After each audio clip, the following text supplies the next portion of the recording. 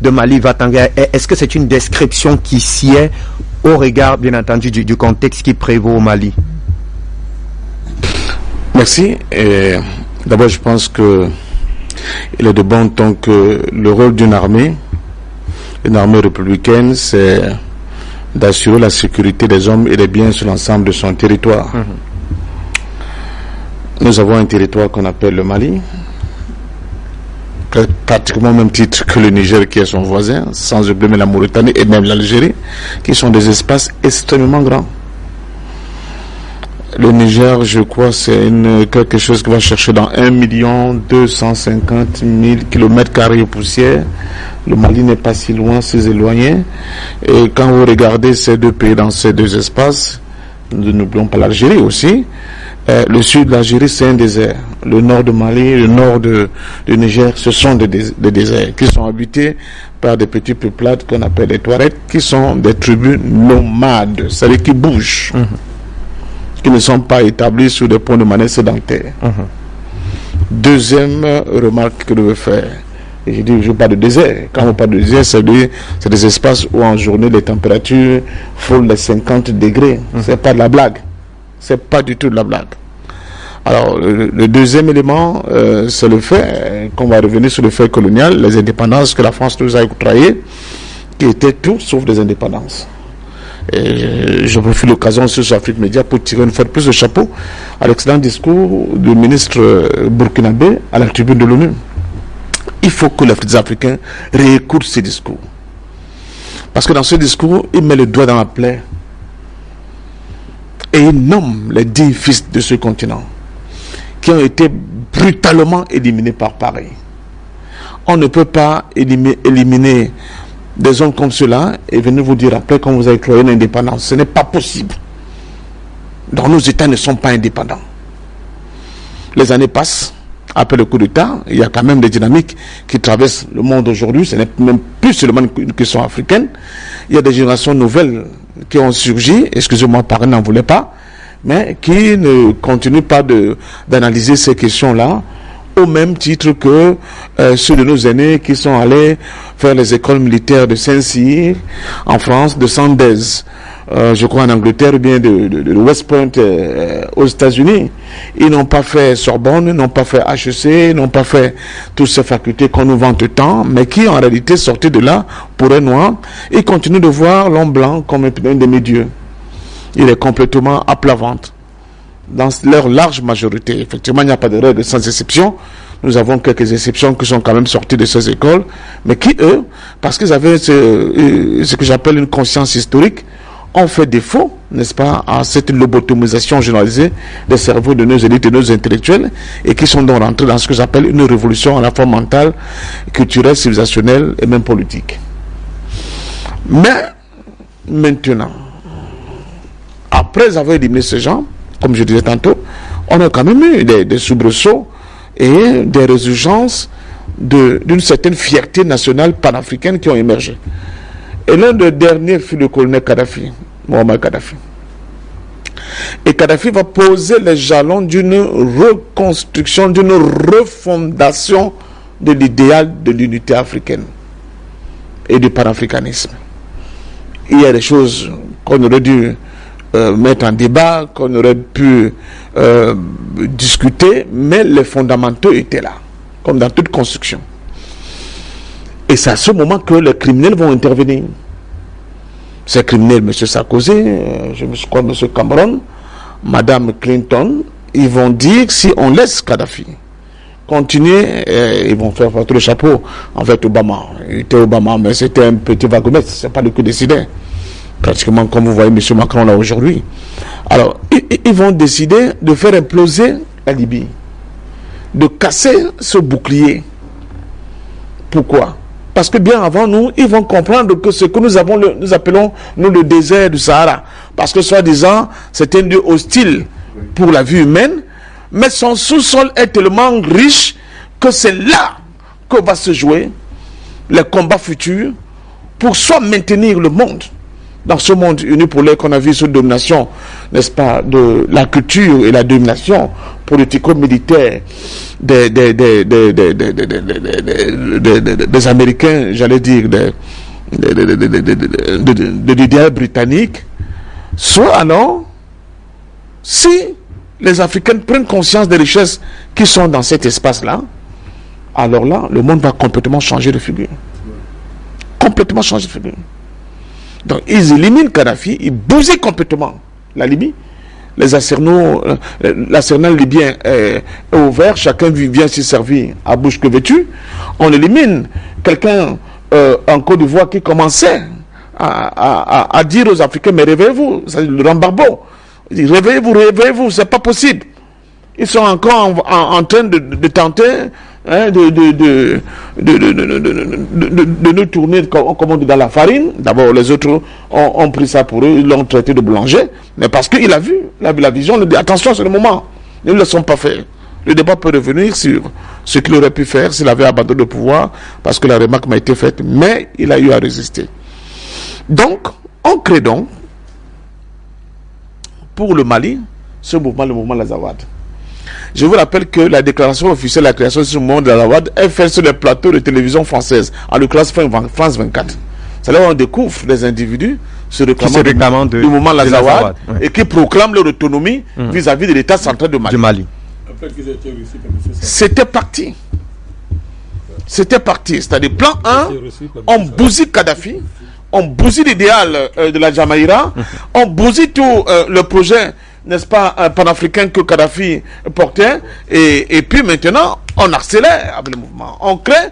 on toutes les réserves de la Libye. C'était encore rien, parce que ce que nous avons dans le sous-sol est 1 milliard de fois plus important que ce que la Libye avait. Bon, maintenant on déploie. On dit qu'ils sont très énormes. La conférence de Berlin n'a pas fait le bon boulot. Il faut encore dépêcher. Et on dépêche en disant à ces Touaregs, soit disant les Awad, je vous rappelle que l'ethnie Touareg ou bien les représentants de cette ethnie sont représentés pratiquement dans tous les pays qui ont leur communauté, que ce soit le Niger, je dis au niveau même des institutions centrales, que ce soit le Niger, que ce soit le Mali, vous avez des parlementaires, vous avez des ministres, vous avez des hommes très introduits dans la marche de l'État et qui sont Touaregs. Sauf que ces Touaregs dits de l'Azawad, ils avaient une promesse de Paris. Promesse d'abord que leur disait, attention, depuis la Seconde Guerre mondiale, mais la renforcer avec le coup qu'il devait faire à Kadhafi. N'allez pas dans la protection de Kadhafi. Votre État vous sera servi sur un plateau d'argent le moment venu.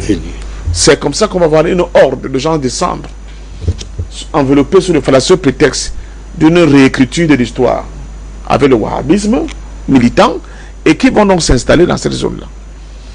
Mais nous allons constater que cet Azawad-là, n'est-ce pas, cette république de l'Azawad, il a fallu seulement de quelques jours que quelques comment vous appelez ça, Takuba, n'est-ce pas, des intégristes, leur lancent l'offensive contre cet état de Zawad et détruisent tout ça. En quelques minutes, ça a disparu.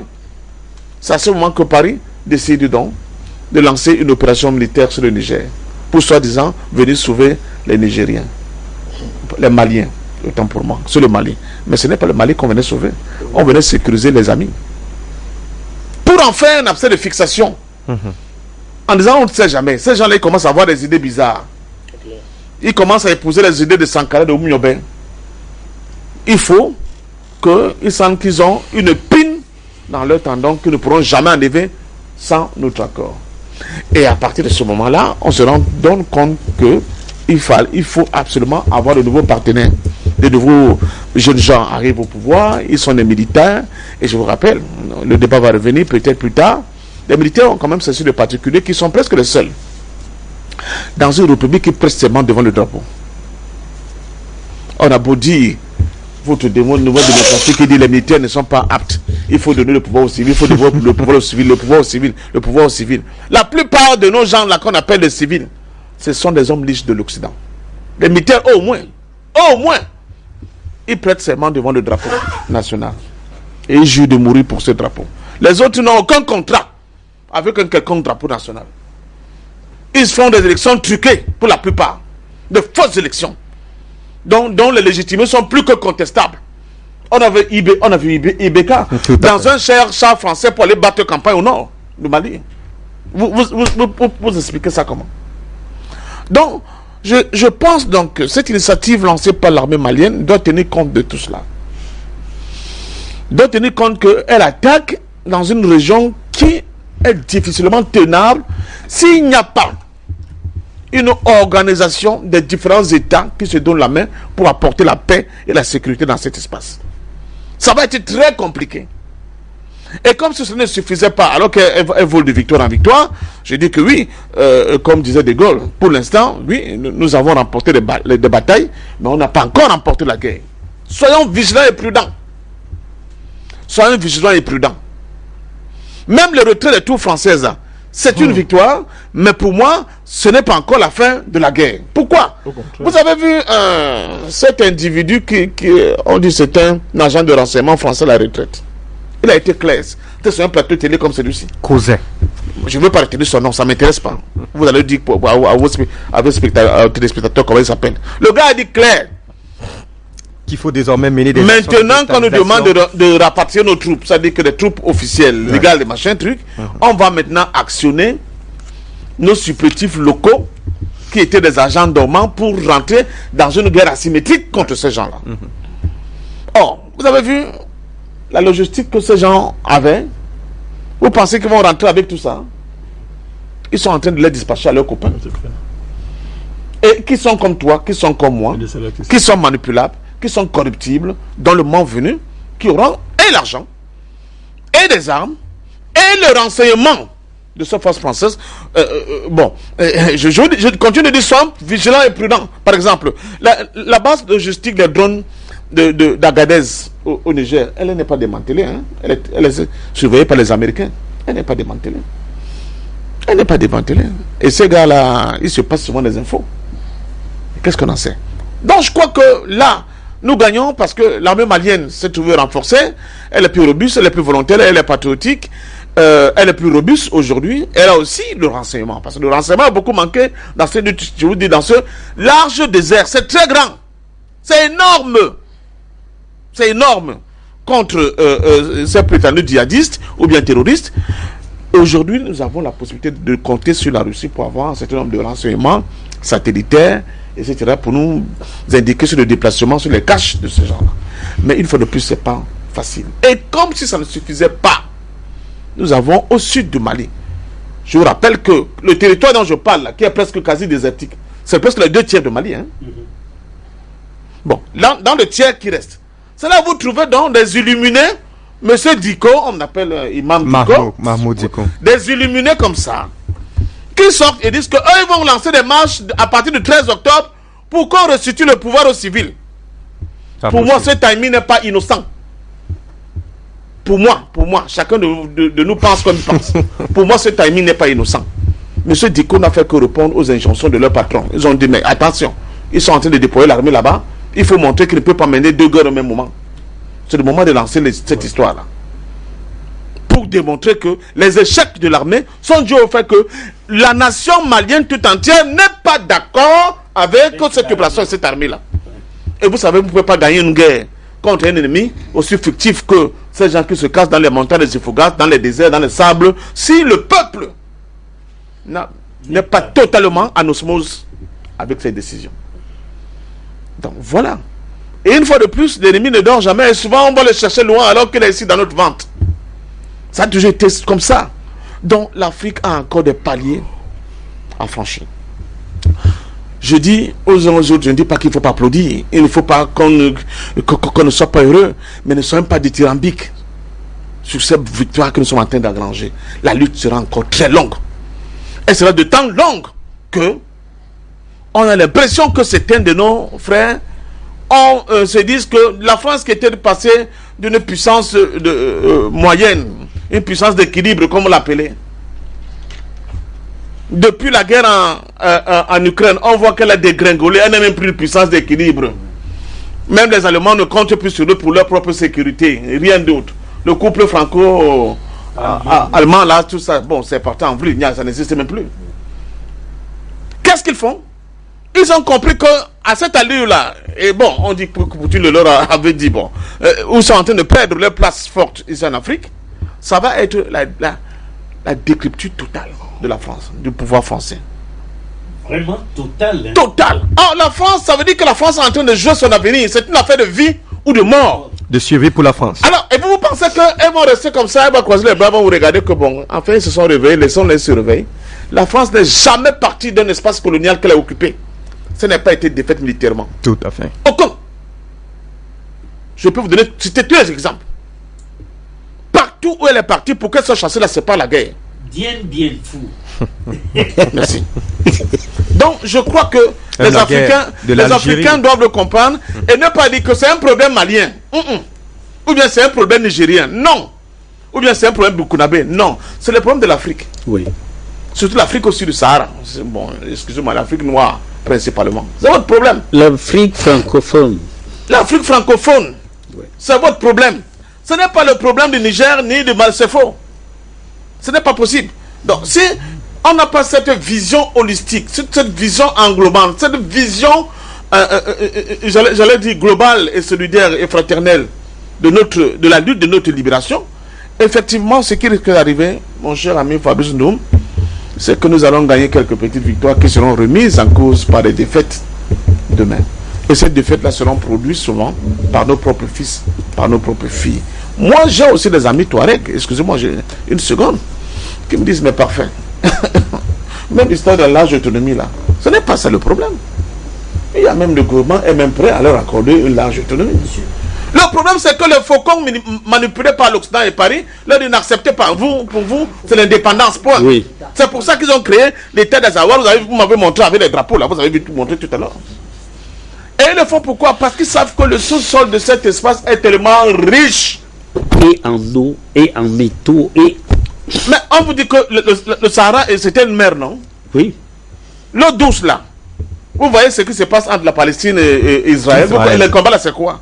L'une des raisons, c'est la question du contrôle de l'eau. Ouais. C'est pour ça que les autres ne font que pousser. On dit que voici votre territoire, mais le quartier Nebe m'appartient, Bali m'appartient, mais c'est votre territoire. C'est quand même incroyable. Oui. Donc, les Africains sont là, ils jouent au damier, ils font le pari foot. Bon. Et ils se battent que, bon, qui va remplacer le chef? Est-ce que c'est son fils? Est-ce que ce n'est pas son fils? Ils se battent que nous, si on va être conseiller municipal ou bien député, ils oublient qu'ils ne sont même pas en train de fleurir la question. Tout à fait. La question de la souveraineté africaine, elle est intimement liée à notre survie. Ce n'est pas une question que les gens restent dans les trucs bacanisés depuis la conférence de Berlin. Moi, je suis camerounais. Toi, tu es tchadien. L'autre est nigérien. L'autre est malien. Si on continue de réfléchir comme ça, on ne peut pas s'en sortir. C'est impossible. C'est une question qu'on doit voir de manière globale. Et c'est pour cela que quand moi je suis sur ce plateau, j'entends souvent les gens écrire, parler aussi du Cameroun. Je dis que, mais, si moi je parle de Mali, toi aussi parles de Cameroun, on fait la division du travail, non? Oui. Que chacun se spécialise là où il peut se spécialiser. Moi je sais que si je libère le Mali, les conditions pour libérer le Cameroun sont déjà là. Tout à fait. Mais si le Mali reste esclave, j'aurais beaucoup de peine pour libérer le Cameroun. Absolument. Or, le Mali a déjà un pas, a déjà fait le pas qu'il faut.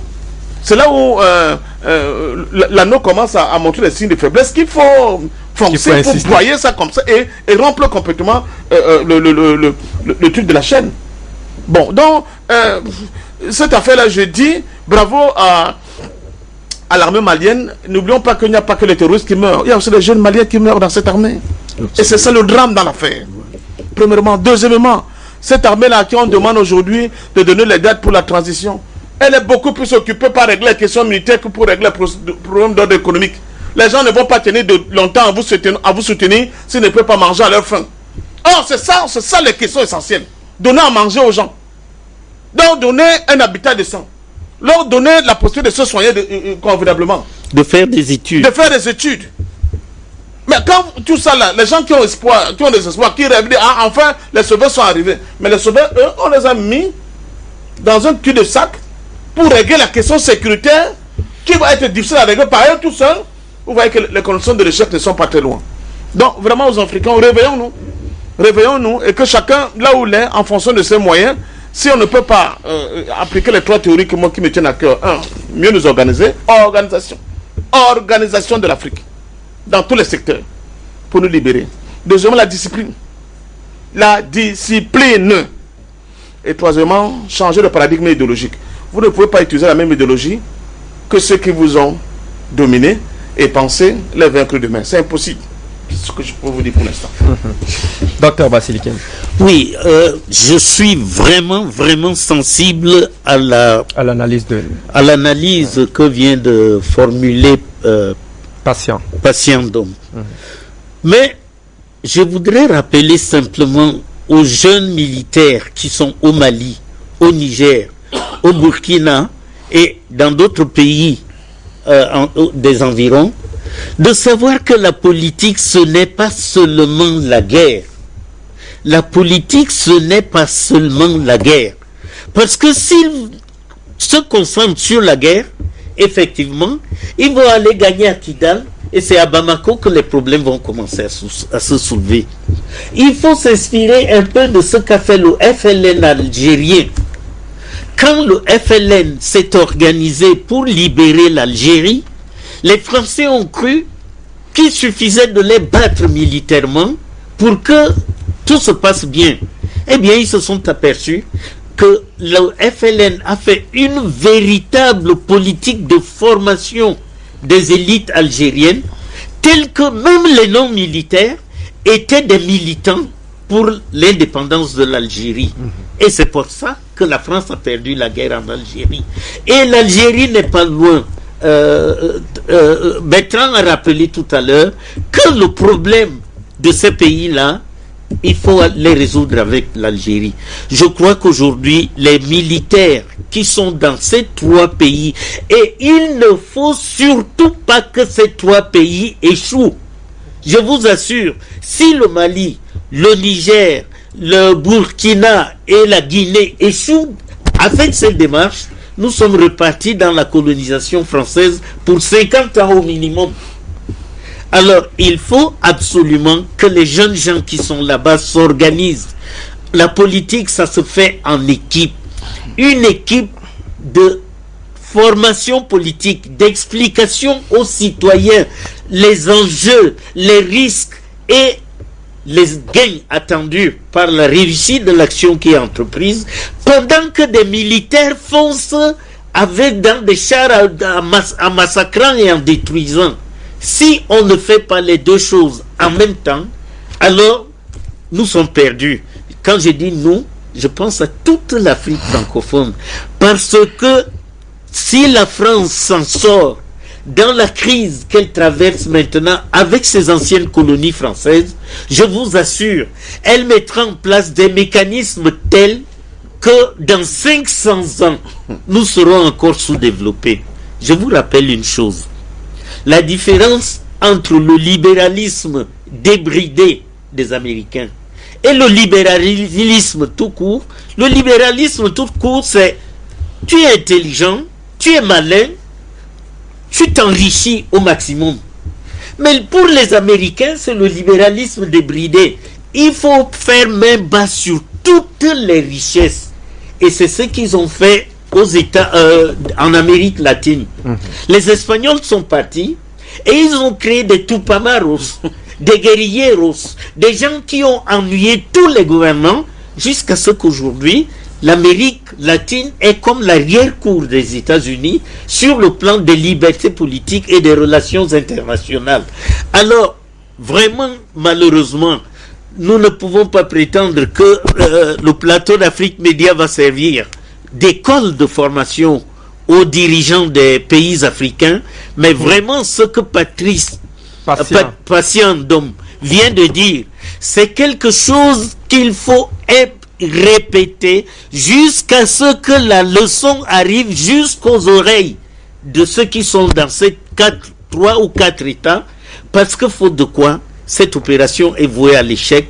Et je vous assure que la France se battra comme noyée, c'est-à-dire sans état d'âme, sans la morale, sans rien du tout pour se maintenir en Afrique. Parce que quand elle l'aura perdu, je parle du futur, le futur c'est un temps de certitude parce que ça va arriver. Quand elle aura perdu l'Afrique, alors la France va dégringoler. C'est pas moi qui le dis, c'est un ancien président français. Si nous perdons le franc CFA et l'Afrique, nous dégringolons de 25 rangs. La France est aujourd'hui 5e puissance mondiale. 25 rangs, ça signifie au minimum 30. Voilà. Donc, c'est une affaire, comme dit Fabrice, c'est une affaire qui concerne tous les Africains. Et il faudrait que chacun apporte du sien pour que tous les Africains prennent conscience de ce qui se passe au Mali, c'est comme si ça se passait au Cameroun, en Centrafrique, au Tchad ou dans d'autres pays. Si nous considérons que les Maliens, les Nigériens, les Burkinabés n'ont qu'à se débrouiller, alors nous nous noyons. Et j'invite vraiment, vous qui nous appelez ici pour apporter nos petites contributions, choisissez bien des interlocuteurs qui vont sensibiliser l'Afrique, parce que l'Afrique est sur un tournant, comme la France elle-même est sur un tournant. Si la France rate, c'est fini pour elle.